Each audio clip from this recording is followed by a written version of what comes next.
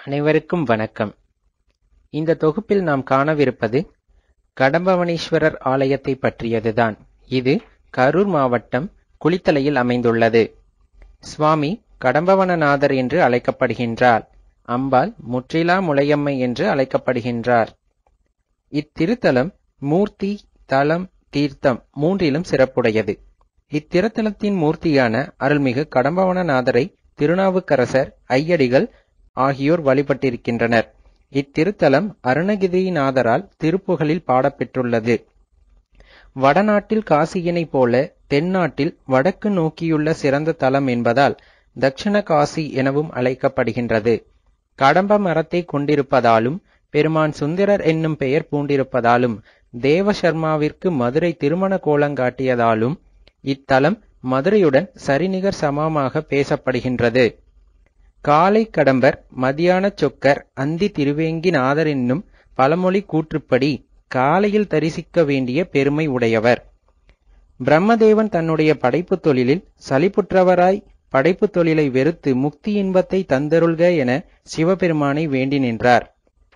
பெருமானும் பிரம்மதேவனை பாராட்டி காவிரியின் தென்கரையில் உள்ள ஆனந்த வடிவமான திருக்கடம்பன்துறையை அடைந்து திருக்காவிரியில் முக்காலமும் நீராடி அப்புனித நீர் கொண்டு எம்மை முக்காலமும் மந்திரபூர்வமாய் பக்தியோடு அபிஷேகித்து பூஜித்து துதித்து நிஷ்டை கூடி கடும் தவம் இயற்று என வாயால் அருள் புரிந்தார். அவ்வாறே பிரம்மதேவனும் கடும் தவம் புரிந்தார்.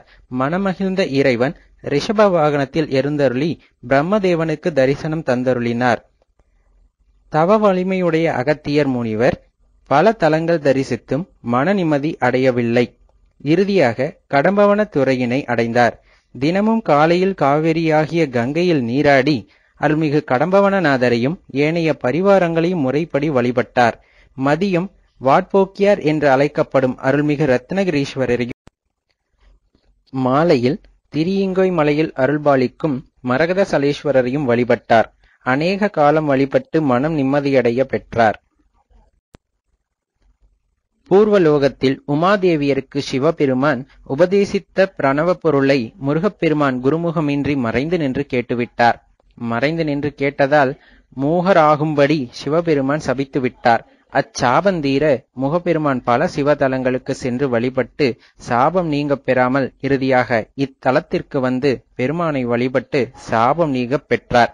உமாதேவியரும் முருகன் பெருமானை உச்சி முகர்ந்து எடுத்து பெருமான் அருகே அமரச் செய்தார். அது முதல் இத்தலம் கந்தபுரம் என்றும் அழைக்கப்படுகின்றது. தேவார பாடல்கள் பெற்ற தலங்கள் 274 இருக்கின்றன. காவிரிக்கு தென்கரையில் மட்டும் 127 தலங்கள் தேவார பாடல்கள் பெற்ற தலங்களாகும்.